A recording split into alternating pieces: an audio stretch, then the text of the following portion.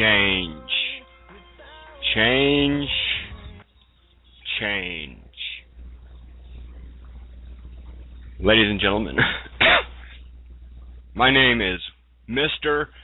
William Lavell, and this is The Art of Change. Chapter 1, Verse 3. On the line now, I have my very good friend, my best friend, my associate, and the golden member of the network, Mr. J.C. Dykes Jr. How are you today, sir? I am doing well. I seem to have relapsed. Got a bit of a respiratory infection. However, it's not going to prevent me from getting on here and making my message heard to each and every single individual out there, whether it be live or whether it be post-recorded, should I say. But how are you? How are you doing, Mr. Dykes? I haven't had much time to keep up with you this week. And just tell the world what's been going on with you. Normal, just working like always. Work all night, sleep all day, do what I can when I'm actually awake. I really haven't did much out this week besides work. I've delved a little bit into iMovie, which I've previews of, and really haven't been able to do much of anything. Hopefully this weekend I'll be able to get out and travel a little bit. I'm going to go work some shows for the CWA down in McDowell County. Never know where I'll end up at.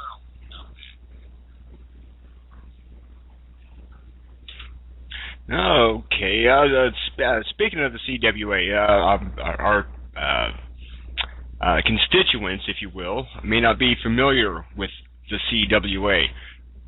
Can you maybe expand on that? Give everybody out there a taste of what CWA has to offer?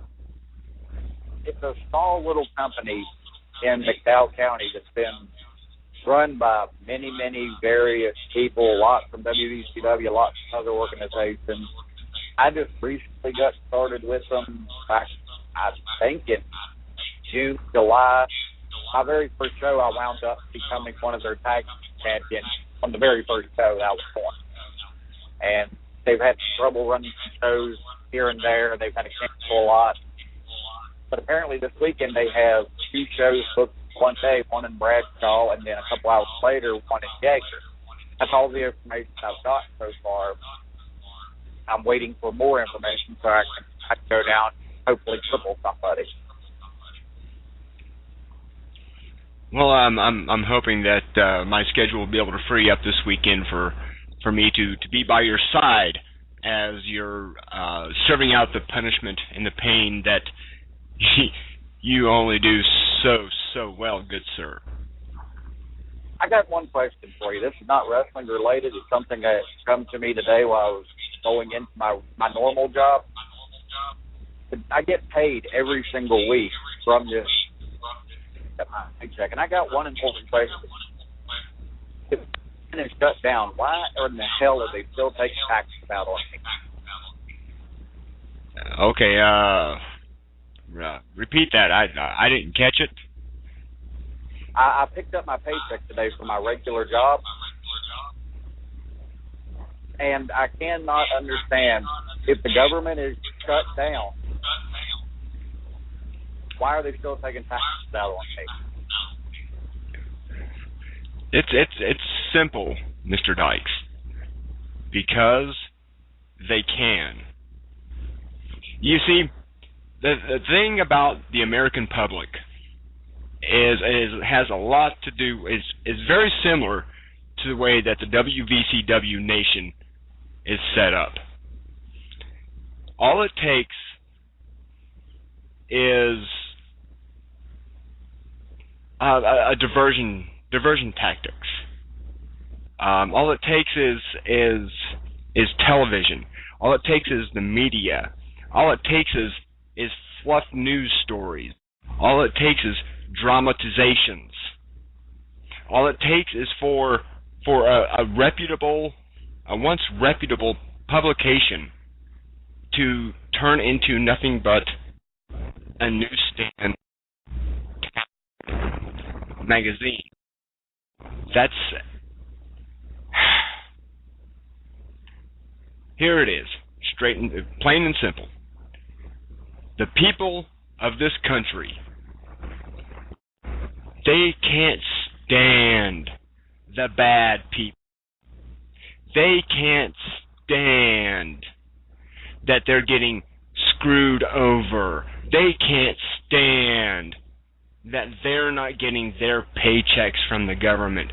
They can't stand that people are guarding one of the individuals on the Nerdy 30s last night made mention of this, which really got under. When it's the government shutdown, I know I'm going a little bit off topic, but trust me, I'm coming back to it. Government shutdown. That means anything that is government shuts down. So any property that the government has is closed and off limits, even if it is free, even if there are no other guards out there, even if it is just basically a public area. If it was truly a public area, then there would be no problem with anybody walking on in, sitting down, setting up camp, lighting a little campfire. That doesn't happen. Why doesn't it happen? Because it is government owned. So they have control over what happens on that property. And when the government shuts down, they don't want anybody on that property. So the people get thrown out of said property. They make a big hullabaloo. People start making accusations and start flinging even more garbage at the wall, banging their fists on their desks, angry over the government shutting down. Well, it's this simple. You all put them there. The reason why the government is so just, for lack of a better term, the government is nothing but a big bucket of spoiled fuck.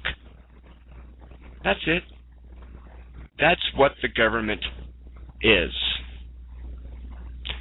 You people put them there. You people continue to put them there. You continue to support them. And they continue crap all over you. Yes, you bellyache, you whine, you moan, you groan, but you still do nothing. You still keep on making the same decisions time after time after time. And that's fine. That is fine. That's perfectly fine. If you want to be an idiot and continue following the mass, allowing everything to happen, that's fine. This is the same problem that we have with the WVCW nation. They want to sit there, they want to throw rocks at the bad guys. Yet when the true garbage and filth is poured into their laps, they eat it with a smile on their face, just like every citizen in this country does. They lap it up. They have, I wouldn't say choice. It is more of a habit, because people have stopped thinking for themselves. People have become a mob mentality. There is no more individualism in the United States of America. There is no individualism within the WVCW nation. Now, I'm sure I know you didn't probably hear most of that, Mr. Dykes, seeing as you dropped off. But in continuing, I am too many times if I had individuals criticize me, criticize you, Mr. Dykes. Last night on the Nerdy 30s. Criticize Mr. Keffer. Criticize the entire network over what is this change. We still haven't heard the change. Well, they don't understand because they are what needs to change. I remember back in the time, Mr. Dykes, I remember back in the time where you and Scotty Blaze were beating the mortal hell out of each other. Every time you turn around, whether it be the Princeton Rec Center, whether it be the ball field at Honeycutt, you guys were at each other's throats, and you were beating the hell out of each other. You took the high path. You decided that you were going to be the hero in all of this. Why? I don't know. It just completely confounds me why you took that direction. But you decided that's what you were going to do. Meanwhile, you have this absolute beast, this monster, this destructive force in the name of one Scotty Blaze. And you two beat the mortal hell out of each other through that entire series. And you know what? The fans, they ate it up at that time. At that point in time, the WVCW nation, they just completely ate it all up, and they loved every single brutal, bloody minute of it. Not only did they cheer the supposed hero, but they also cheered the villain. They cheered the bad guy.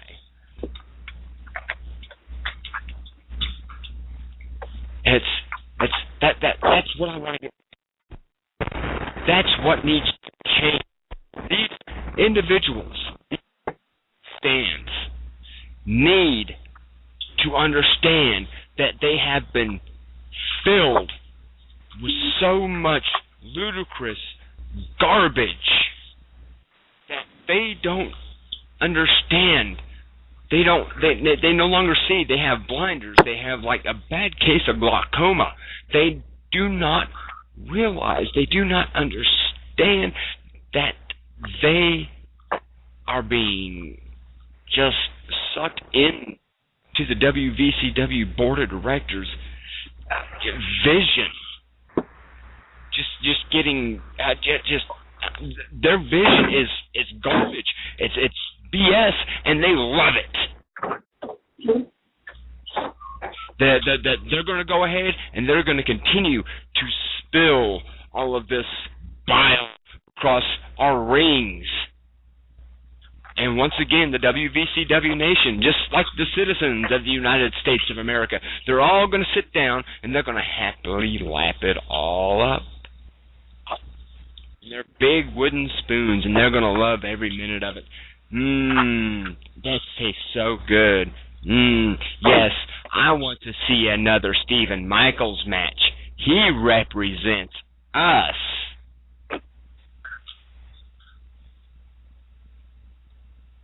Back in the time of Scotty Blaze, J.C. Dykes beating the hell out of each other, yes, Stephen Michaels was a fan favorite. He was somebody that was cheered. But he was cheered at as cheered because of the way he was. He was cheered because he was nothing more than a joke. Even the Nerdy 30s stated with a chuckle in their voice. It stated, Stephen Michaels, well, he's the freight train of WVCW. Ha ha ha ha. Even they knew he was a joke. And then 2 weeks ago, Jeff Griffith, Mr. Griffith, comes to me onto my show and decides to lambast me, saying as how, look at me, Stephen Michaels, he is my hero because he has heart, he has determination, and he has love for the sport. You don't think Scotty Blaze has heart, determination, and love for the sport? You don't think J.C. Dykes Jr. does not have the heart and the love and the dedication for the sport? Why not cheer them? Why not get behind either of those men? Why not get behind a Mad Dog David Lynch? Why not get behind a Joey By God Morton? Why not get behind a dangerous... No. Instead, you get behind a man like Stephen Michaels, and you say that he represents you. You need to change your attitudes, people. You need to change your minds. You need to change your way of thinking. You need to stop taking in all of this nonsense, all of this just complete and utter bullshit, and go back to the way you were. Sometimes when you change, you got to change back to where you need to be. That's not the entirety of my how should I say, of my changing agenda. But that's a good portion of it. The people out there, each and every single last one of you that's listening to this right now, each and every single last one of you that buys a ticket, each and every single last one of you that clicks on a link or turns on the TV at noon on Wednesdays.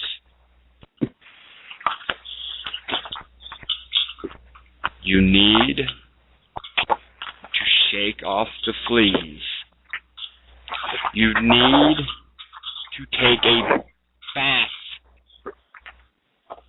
and rid yourself of the dirt, of the mud, of the scum that has been fed to you for years. And then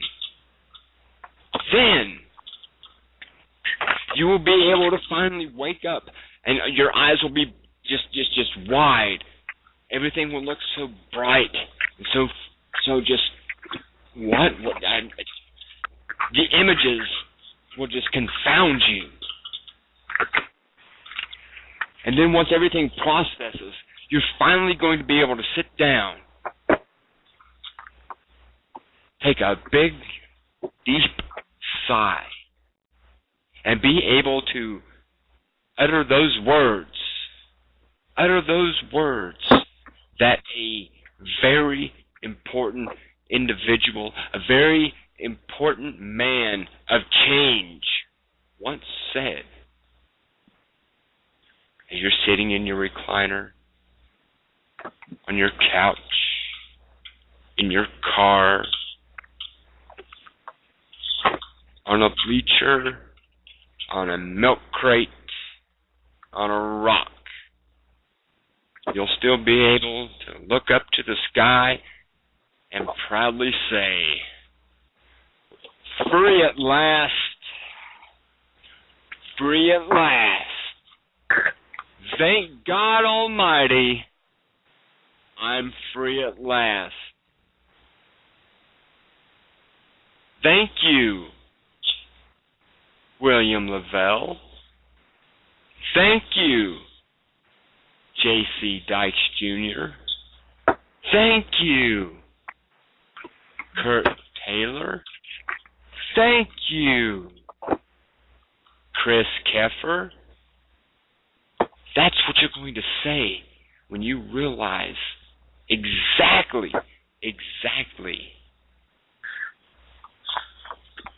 the entire point of our agenda. Mr. Dykes, I hear a lot of clicking, a lot of smacking. Do you have anything to add to any of this? All I can say is amen. And a lot of people wonder why I do what I do, like with the powder and with the fire and all that. It's simple if you look at it this way. I was fined for the powder. Taylor was fined for the powder. I'm supposedly going to be fined for this fire and everything else. Where was fined against Scotty Blaze when he broke a baseball bat over my head?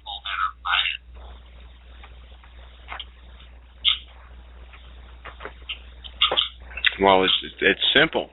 There were no fines against Scotty Blaze because Scotty Blaze is a man that intimidates even the WVCW board of directors. It's that simple.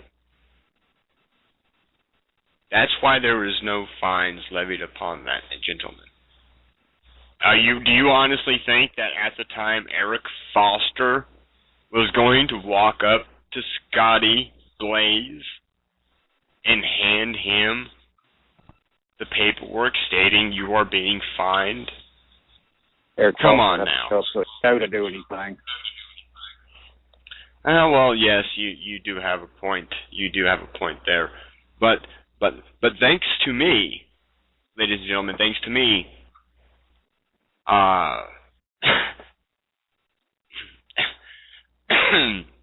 excuse me, Mr. Foster has only one responsibility, and that's just simply to talk into a microphone. A monkey can talk into a microphone. Eric St. Clair does it many, many times in one single event. So, again, even a monkey can use a microphone.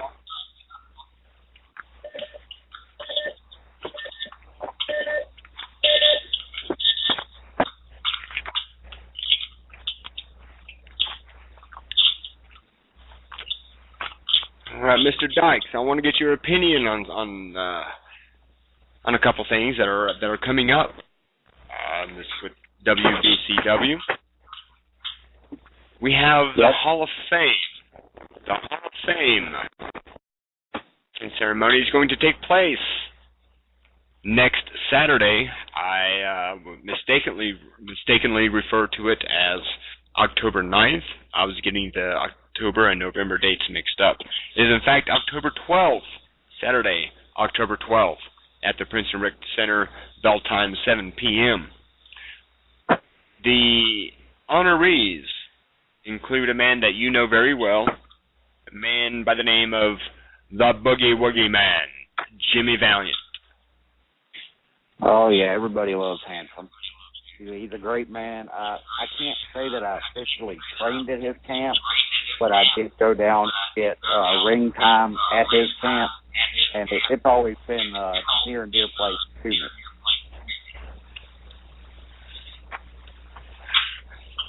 And it seems that the camp atmosphere that they have at the Boogie's Wrestling Camp is how does it differ from a traditional?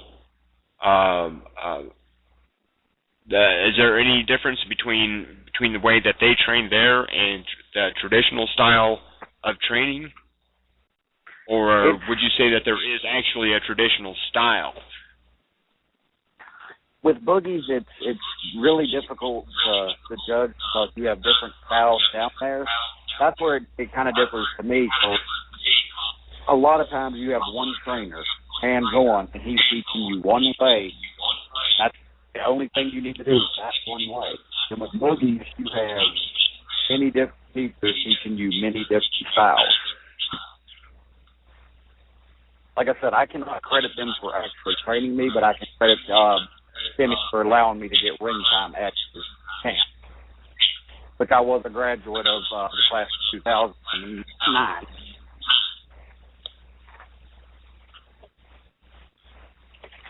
No, okay, moving on.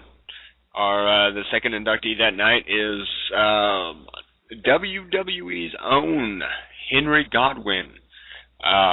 Goes by the name of Mark Canterbury these days. Your thoughts on Mr. Canterbury, Mr. Dykes? Big dude. I've met him one time, and he towers over me. He was a family friend of my mother's when she was growing up, and my father did many work, construction-wise, for his family. He's always been nice, humble, a lot of guys I've seen that have made it anywhere, TNA, Ring of Honor, WWE, Japan, they can come back and they can be complete and utter dicks. Mark was never like that. Every time I've been around him, even though it was just one time, and I've heard stories about him, he's been a class act all the way. I did have one experience. I was a referee on an event in Union a couple years back for their Farmers Festival. He was on the event. He was on the card that evening, and he just really seemed like a very down to earth individual. He's like one of these guys that have climbed to the mountaintop and came back down and said, "Yeah, it was good up there, but I'm still one of you." All right, seems we lost Mr. Dykes one more time. Hopefully we'll be able to get him in before the end of the show here. The third individual is a man by the name of Gypsy Joe Gene Madrid. This guy is an absolute legend in this area. And the 60s and 70s, he was on WOAY Channel 4 Saturday night. It was pretty much it was the home wrestling promotion of the viewing area. And back in that time, you didn't have your gigantic satellite dishes. You did not have your cable television stations. All you had at that time were your local network television stations, and they broadcast to a wide array of people. And WOAY Saturday night was a staple. We have honored, or WVCW, I'm sorry, I can no longer say we since I have pretty much broken out on my own. WVCW has honored several individuals from the WOAY Saturday night program, and for good reason. This is the West Virginia Championship Wrestling Hall of Fame. With that being said,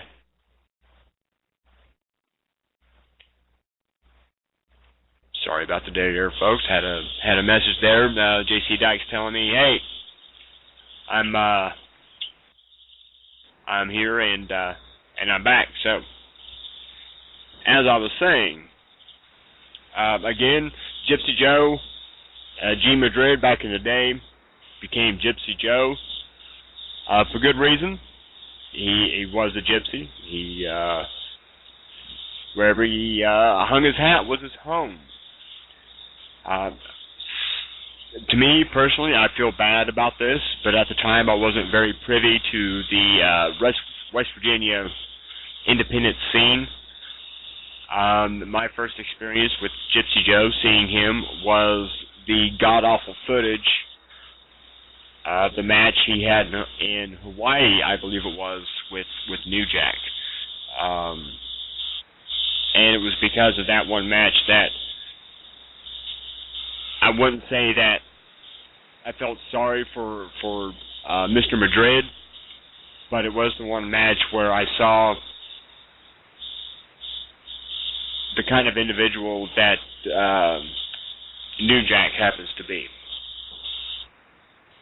You should have felt sorry for New Jack, because if Gypsy would have been in better health, probably would have killed him. That I'll agree with you. That's I have heard so many stories about Gypsy Joe. And I would love to see a documentary come out about Mr. Madrid from the beginning all the way up to, of course, it'd probably have to be a 3-hour, 9-part documentary to capture the entire legend that Gypsy Joe has become over the years.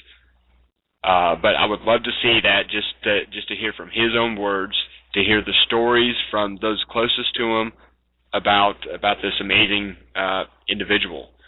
And unfortunately, at this time, he is a few states down south, not in the best of health. He is alive and kicking. Unfortunately, he did have one of his, I believe it was his lower leg that was amputated. He had a bad case of gout and ended up losing a limb over it.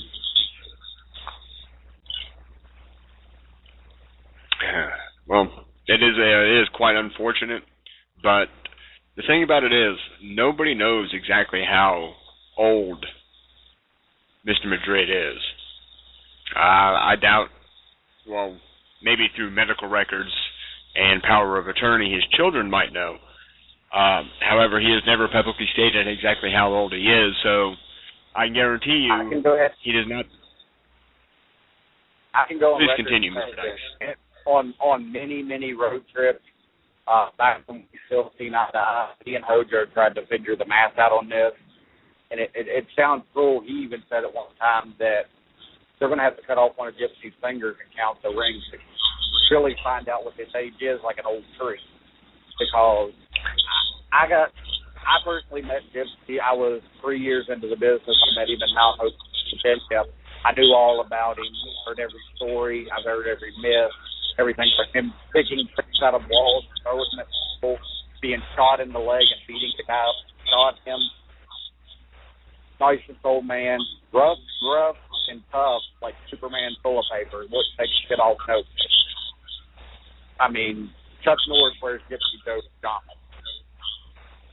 Nicest man, like I said.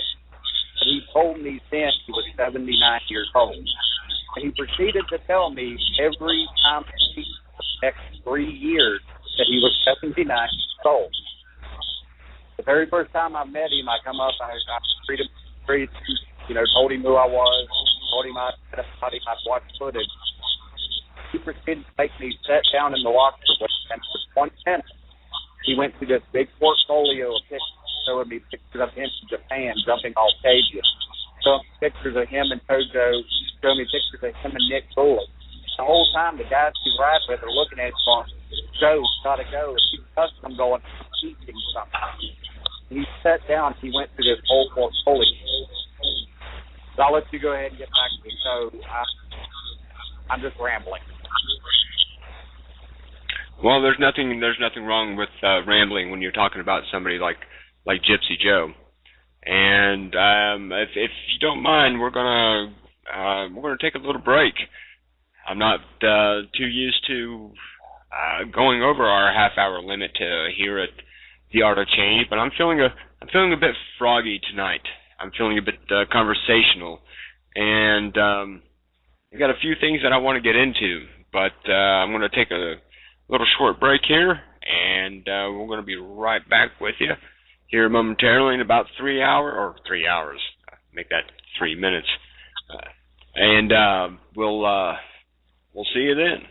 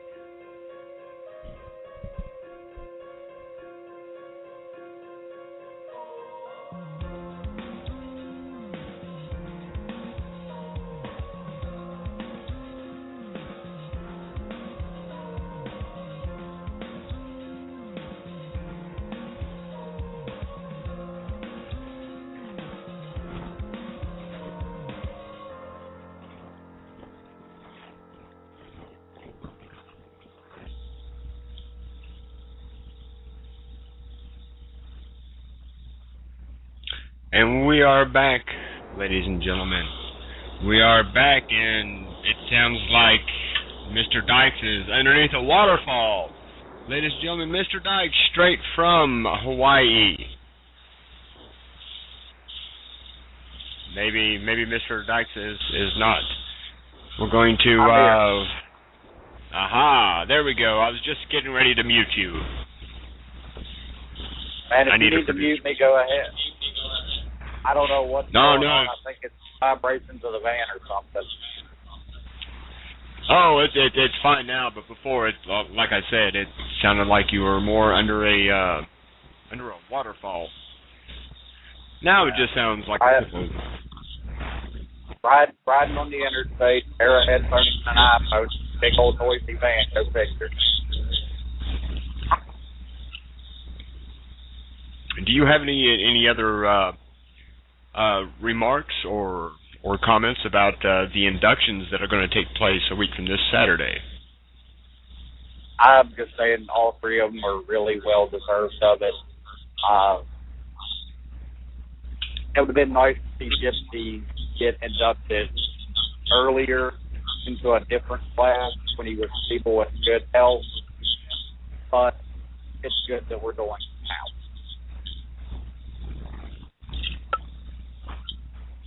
It is better to honor a person while they are still here with us than posthumously.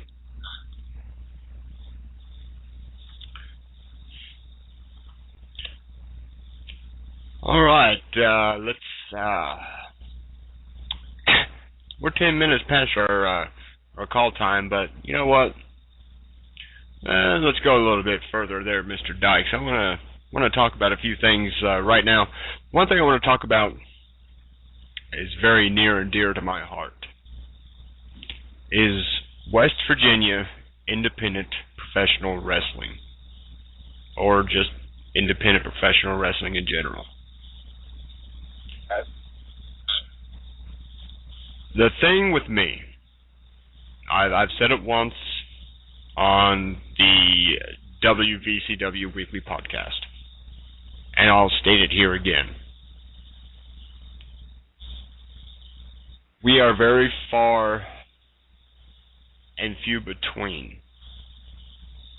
There is no reason why there should be quote-unquote competition between wrestling companies.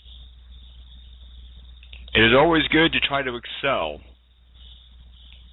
It always feels good when you think your home promotion or your favorite promotion outdrew another promotion. Yes. But in the long run, we are all the same people. Period. Straight up. And we must support one another. This infighting, this our promotion is going to kill your promotion type of mentality needs to stop. There are promotions out there, don't get me wrong, there are promotions out there that are nothing more than a bunch of goofs in tennis shoes and biker shorts knowing nothing. I was one of those individuals at one time.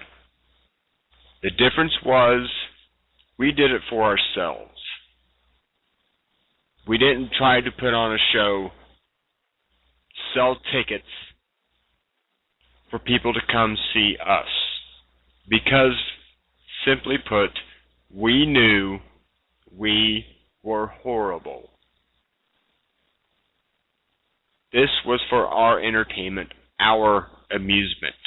Anybody else that watched it would not have gotten anything off of it. And we knew this. And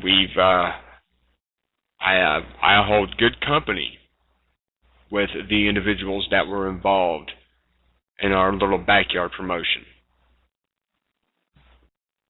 And if you're one of these quote-unquote renegade or outlaw promotions that think we've never had a day of training, we've never paid a day of dues, and you want to do your thing, then expect a backlash from the people that have actually learned their craft, from the people that have actually paid their dues, and that have seen others suffer, that they themselves have suffered, so that they can continue on the legacy that is professional wrestling. Backyard wrestling, yeah, it's a black eye. It honestly is. But it needs to stop. You little goofs, you little idiots, you little morons. If you haven't been trained, if you haven't been booked on a real wrestling show, stop making it for everybody else. Do it for yourself. Do it for you. Do it. I can add something Add on to this. I've seen it happen at Boogie's Wrestling Camp a lot. It's happened within our own academy. You have somebody shows up for an open tryout. They pay. They learn how to lock up. They learn how to take the bumps. They learn very little, and then they try going outside of that and going somewhere. And within that, they put a black eye on us, because if they go, say we train somebody at Company A, they go out of state to Company B, they screw up, Company B is going to say, where in the hell were you trained at? They're going to say, oh, these guys trained me. Company B is not going to know for sure our side of the story, and we're going to look like idiots because we let that go. I've been doing this for 7 years, and I'm still training because you never get done learning. A lot of people think, oh, I know how to fall down, I know how to do this. You're just further making yourself look stupid. There's so much more about this business than what you see, but there's a lot that you have to have sunk into your mind to learn and understand. A lot of kids have not been able to get a lot of adults that started this business late in their life do not get that into it. They're ingrained or broken into them or feeding to them at times. I've seen many a good wrestlers quit because they just didn't get it. And I've seen many a good wrestlers continue trying to do it and still don't get it. And I pray to God one day they get it. If they don't, I hope that they get enough to get the hell out. What they need to remember is this. The very first time you ever step foot into a professional wrestling ring, where true professionals use that ring to entertain the people that are willing to fork down their hard-earned dollars to watch them at. The first time you step foot into that ring, or the very first time that you're told, carry this beam, carry this post, tighten those ropes, pull the canvas, you need to feel like it's the very first day you stepped into a church. Period. You show it the respect and the dignity and the honor that it deserves. You listen, you participate, you do what you got to do. And you need to listen. Every veteran that says anything to you is gospel. If they are contradictory, that's fine. There are so many contradictions in the written gospel. You just have to get past it. Do what works for you, but never disrespect the business. Treat the business as if it was your God. The business is your God. Well, treat it as such. Also, reciprocate what good karma you're given. I see a lot of guys get treated like shit. I see a lot of guys get treated golden. But once they get it, a lot of them get an ego. They get an ego fast. I've seen many egos. I've had to deal with many egos. When I started, I got ridiculed by a lot of people. And I had 2 people reach out and give me a fighting chance. Give me a spot, give me a position, trust me to be their manager and everything, and that was one. Treated me like gold. And in return, whenever I got into a position where I could help out WVCW by acquiring new talent, starting training, all that, they were the first 2 people that I called and asked to see. And I try, to this day, they're my brothers. I tried to do whatever I possibly can to make them feel comfortable. Even to the point that when Big Willie lost his father, me and Andrew Gibson and my wife took a day out of our schedule and drove to another state a couple hours away there for him. These guys were there when my kid was born. They were there in the good times, the bad times. Every time I've been hospitalized, they're the first people to check on me. The brotherhood. Always remember who's done good by you, and always remember who doubts you. I had quite a few doubters. I was confronted every one of them. A couple of them admitted that they were wrong, and a couple of them just laughed it off like, well, you know, we were an asshole then, an asshole now.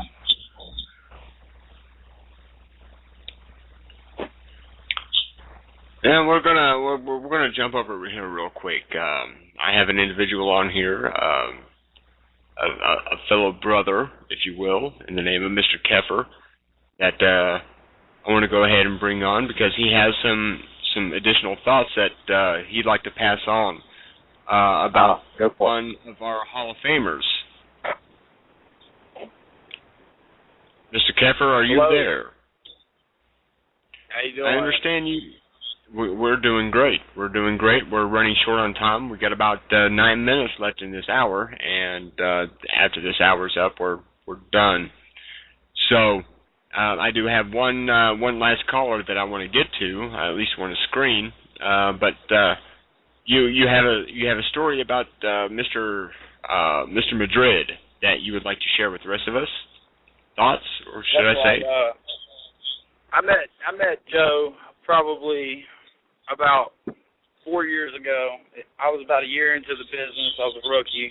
Had no clue at all about the wrestling business. Really, I was just learning, and the Cuban Assassin had taken me under his wing, and he was showing me the ropes. But during that time period, Joe came to me, and he told me if I really wanted to learn, just to listen to him. So I made sure that I paid close attention to each and everything Joe told me. And shortly after that, about a year after that, IWA East Coast held a tribute show to Gypsy Joe down in South Charleston that drew probably about close to 400, maybe 500 people. It was the biggest crowd I'd ever got to work in front of. And it was also the first time I got to work against Scotty McKeever and Mad Dog David Lynch. But Gypsy came to me personally and asked me if I would work on that show for him. And that was the greatest thing that had ever happened to me, and that probably will be the highlight of my life as far as professional wrestling is concerned. I couldn't have asked for a greater person to ask me to please come and be on his show for him and take him to the show and just hang out with him and be able to be around all these great people. And man, the card was stacked that night. You couldn't have asked for a better show. And Gypsy is one of the greatest performers that this industry will ever remember. You know, he is a man who's referred to one time by Terry Funk as the creator of hardcore. So that's that for you. I mean, Gypsy's the first guy to ever jump off the steel cage. There will never be another man that can fill those shoes.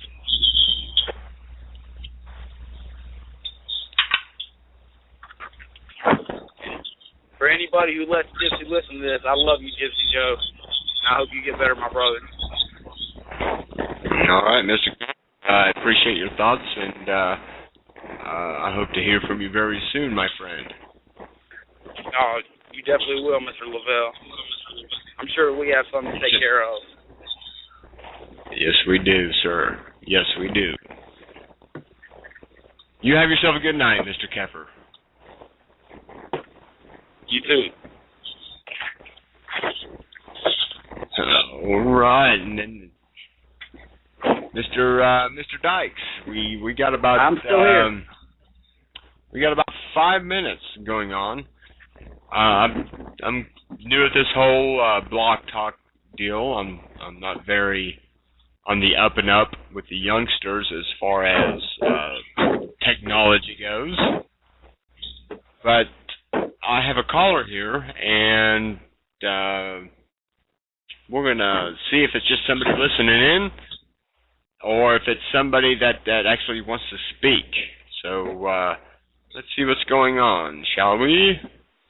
Hello, caller, 961. Who do we have here? Hello, gentlemen. Thank you so much for taking my phone call. This is Tony with Nerdy 30s. How are you this evening? We are doing well, sir. Thank you. Good, good. Yeah, and you know, first of all, I want to extend the olive branch to say something positive. You know, JC Hojo matches, the last few have been some of the best I've ever seen personally. So yeah, I do want to show you, I heard earlier some comments. I do want to tell you that we can be subjective and look at everything. And Mr. Lavell, I'm really digging the bow tie. If Mr. Keffer was still here, I wanted to say something to him too, which is I think he's come back with some renewed vigor, and he's definitely on fire right now. Now, with that being said, the only comment I want to make real quick was I do feel that last night we were very courteous to Mr. Keffer. Now, you guys said we were very critical of him, but I think we were fair and gave him a chance to speak. That's what I wanted to ask Mr. Keffer when I heard he was on the phone about that. I think what it was that Jeff had asked about the change, and I think it's just that we're all curious when we're going to see this major change. And it's probably just because most of us are impatient. But that's what the question was. I mean, I'm sure you guys can't share much about that, or can you? Or is it something we're going to have to wait and see? You've done Did you not some of the change. Did you not listen? Did you not listen to the beginning of the show? Did you not listen to where I said the change that I'm bringing about? Please, Mr. Riff, go ahead. Laugh it up. Laugh it up like the rest of the country does when things. I think you guys are just too on edge. And my laugh was because of technical problems with Blog Talk. I couldn't get logged in. That was why the laugh. Go ahead.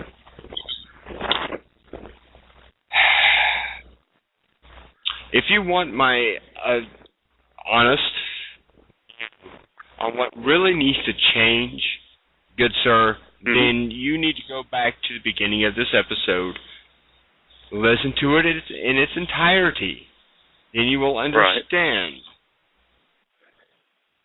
It's about Well, my question was how were we disrespectful to Keffer? But anyway, I'll move on because you're not going to answer that. So my other question is, and I'll let you guys talk and I'll hang up because I think you all feel like we are against you guys, but we just don't know how to take you all yet. Maybe we will like what Lavell brings. We don't know. We haven't seen anything. We've seen you guys, JC use powder and flames and other things, and, you know, some other members of the network have cheated to win. But my thing is, you talked about infighting with other wrestling promotions. How is it good for WVCW to have its own internal infighting? How is that going to solve anything? I'll hang up and let you guys talk. Thank you all. Thank you, Mr. Riff. Is it Riff? Rife? How is it there, Mr. Dykes? What's the correct pronunciation? I just call him Mud. I've never really referenced his last name. I don't even give a try to it. And I don't know again, how I do. have. I just got to say the same thing I said last week, and that's I hate Hojo. I gotta keep it. I just hate Hojo. Well, I personally, like I said, I don't hate Hojo. I'm just simply disappointed in Hojo, and I'm disappointed in individuals that ask questions about answers that have already been given time and time again. It's not my fault that other individuals just don't understand, just don't get exactly what we're saying. But I am so sorry. I am so sorry, ladies and gentlemen. We did actually not.